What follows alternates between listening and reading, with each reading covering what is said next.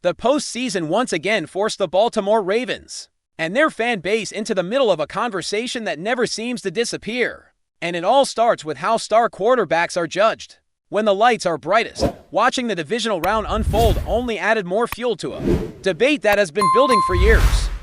Because while the games themselves delivered chaos and drama, the reaction afterward felt just as loud as anything that happened on the field. Baltimore did not even have to be playing for the narrative to circle back to Lamar Jackson, and that alone says a lot about the position he occupies in the league right now. When Buffalo fell in overtime against Denver, the immediate focus landed on Josh Allen and his performance in a game many believed represented a golden opportunity. The conference felt open.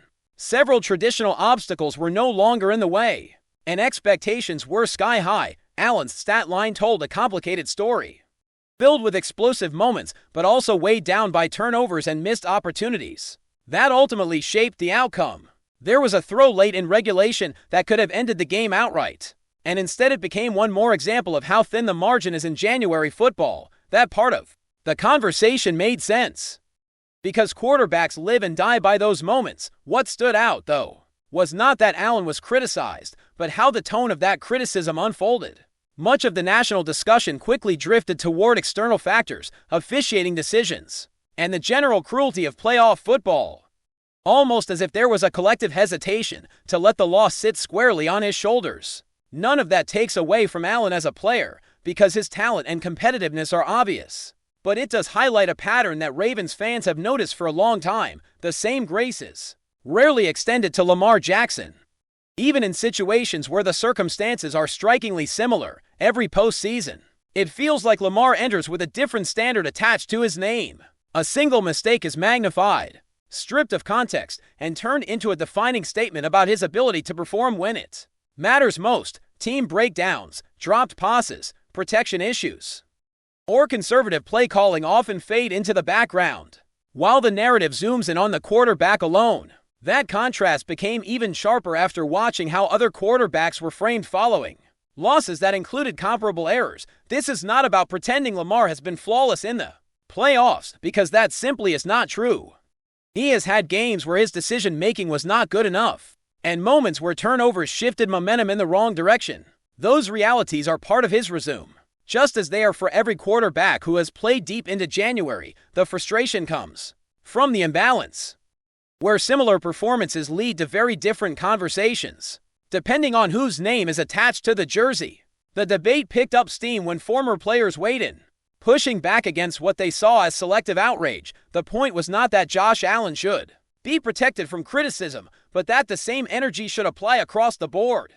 If a loss is pinned on Lamar, then a loss shaped by turnovers and misreads should be pinned on any other star quarterback as well. Accountability should not depend on popularity or perception, especially when all of these players are operating under immense pressure. Looking back at some of Lamar's playoff losses, the context often gets lost. There have been games where he was the primary source of offense, carrying an injured or limited supporting cast while still putting up massive yardage totals. There have been moments where execution failed around him, yet the post-game focus narrowed until only one player remained under the microscope. Those details matter, because football has never been a one-man sport, no matter how influential the quarterback position has become. What makes the situation even more exhausting is how quickly the conversation around Lamar can drift away from football. Criticism turns personal, narratives become exaggerated, and discussions that should be rooted in film study and situational analysis instead slide into broad judgments about leadership or mentality. That rarely happens with the same intensity when other quarterbacks struggle, and it creates a sense that Lamar is constantly being asked to prove something beyond wins and losses. At the same time, Lamar himself has never run from responsibility. After tough defeats, he has owned his mistakes and acknowledged where he needs to be better. That willingness to face criticism head-on is something often praised in other quarterbacks, yet it is strangely overlooked when it comes from him. Ravens fans are not asking for excuses, but for fairness, for a conversation that recognizes both the flaws and the full picture. As the league moves deeper into the offseason, these discussions are not going away.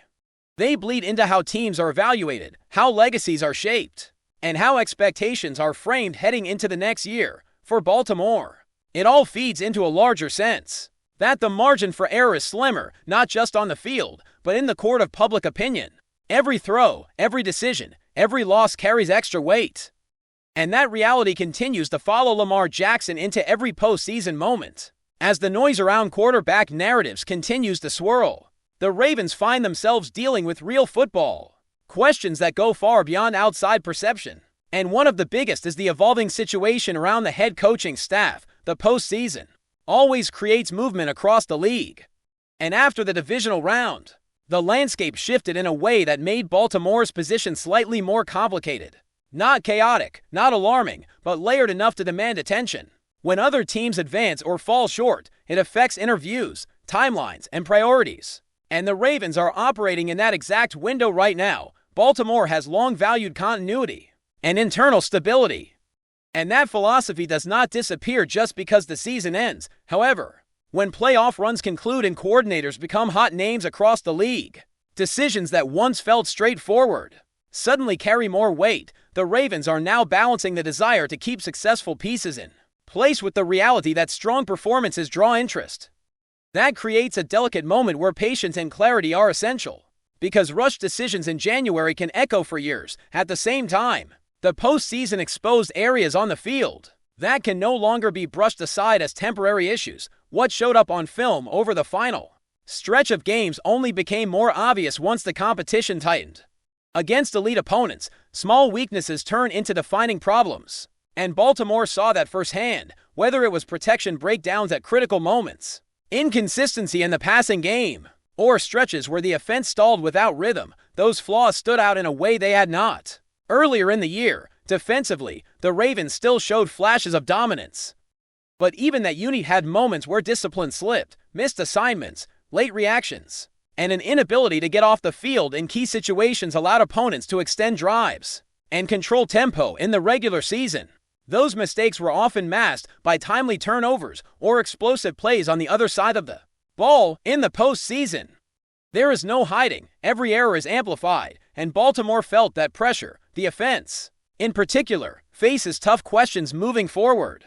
The identity is still built around Lamar Jackson's dynamic ability, but the margin for error becomes razor thin when the supporting cast does not consistently execute. Dropped passes, miscommunications en routes, and protection lapses force Lamar into improvisation more often than ideal. While his ability to create is a strength, relying on it as a constant solution is not sustainable deep into January.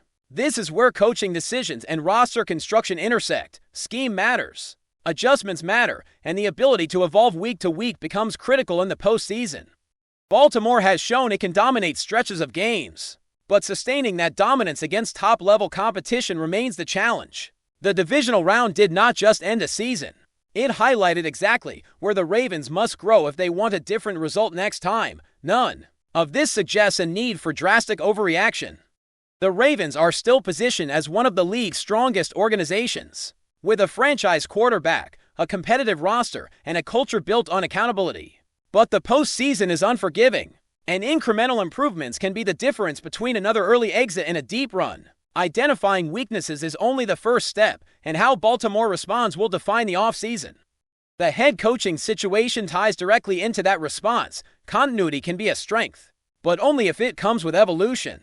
Standing still while the rest of the league adapts is a fast way to fall behind. The Ravens must ensure that whatever path they choose reflects an understanding of where the game is going and what their roster truly needs to succeed when it matters most. As the dust settles from another dramatic playoff run, the conversation around Baltimore shifts. From frustration to focus, the narratives will keep coming, the comparisons will never fully stop.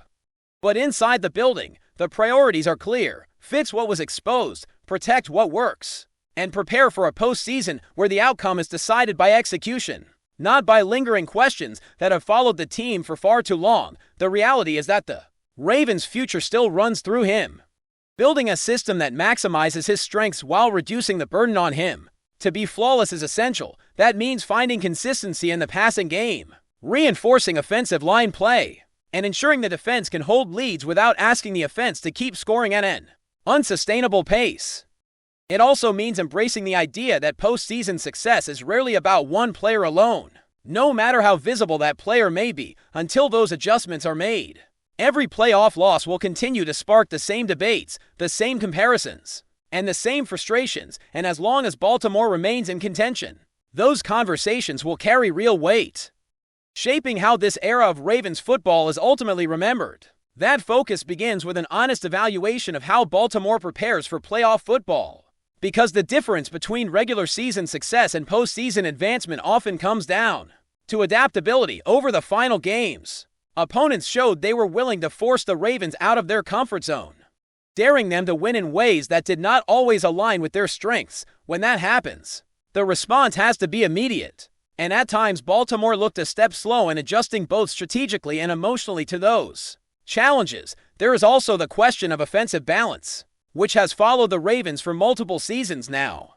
When the ground game is rolling and the passing attack complements it with efficiency, the offense looks nearly unstoppable. The issue rises when that balance is disrupted, either by game script or by defensive adjustments, and the burden shifts almost entirely onto Lamar Jackson. In those moments, the offense can become predictable, and predictability is deadly in the postseason.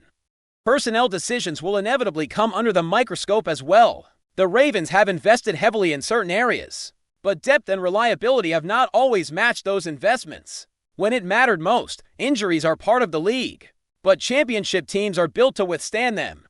Baltimore has to decide whether the current mix truly maximizes Lamar's skill set, or if subtle changes could unlock a more consistent postseason formula. Another layer to this discussion is the mental side of playoff football. Confidence, composure, and situational awareness separate good teams from great ones. When pressure peaks, there were stretches where the Ravens appeared tight, pressing for big plays instead of stacking smart, efficient decisions. That is not an indictment of talent, but of experience and preparation in the most intense environments the league has to offer. Leadership within the locker room will play a major role in how the Ravens respond. Lamar Jackson sets the tone, but leadership extends across the roster. From veterans who have been through deep playoff runs to younger players still learning what January football demands, building a collective edge, one that thrives under scrutiny rather than shrinking from it, is essential for taking the next step. Ultimately, the Ravens are standing at a familiar crossroads, one defined not by failure but by unfinished business. The pieces are there, the expectations are clear, and the urgency is real. What happens next will determine whether future postseason conversations sound the same as they always have, or whether Baltimore finally shifts the narrative through growth, execution, and results when it matters most. Before we dive in, don't forget to hit that subscribe button and give this video a thumbs up. Your support keeps us bringing you the latest news on the Baltimore Ravens. And hey, drop your take in the comments below. We want to hear from the flock.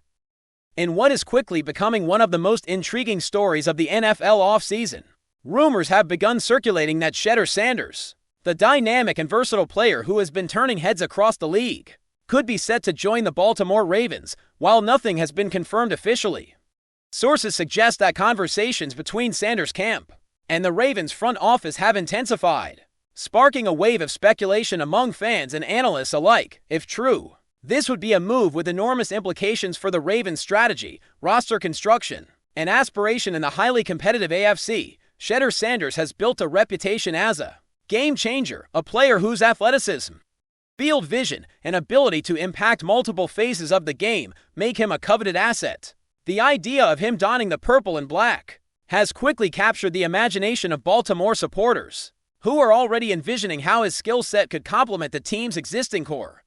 Insiders suggest that the Ravens are looking for more than just a name. They are searching for someone who can fit seamlessly into their system and elevate the roster in ways that could make them genuine contenders once again. Sanders, with his combination of versatility and explosive playmaking ability, fits that profile perfectly across the league. The buzz is palpable. Rival executives and scouts are reportedly monitoring the situation closely, debating how Sanders' potential arrival could shift the balance of power within the division.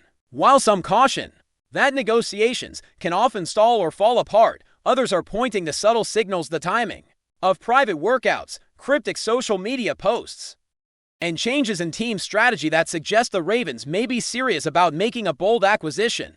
The intrigue is compounded by Sanders' own mystique. Known for being deliberate and strategic in career decisions, He has the ability to tip the scales simply through his presence, keeping teams guessing until the very last moment for now. The story remains very much in the realm of speculation, but the very idea of SHEDEUR Sanders joining Baltimore has already ignited conversations and headlines. Whether it ultimately comes to fruition or remains a tantalizing what-if, the rumor itself underscores the Ravens' willingness to shake up the status quo and aim high. In a league where one player can redefine a team's trajectory, the possibility of Sanders in purple and black has everyone talking, and nobody is willing to look away. That's it for this update. If you enjoyed the video and want to stay in the loop with exclusive news on our Baltimore Ravens, make sure to subscribe and hit that like button. We'd love to hear what the flock thinks. Drop your thoughts in the comments. See you in the next one.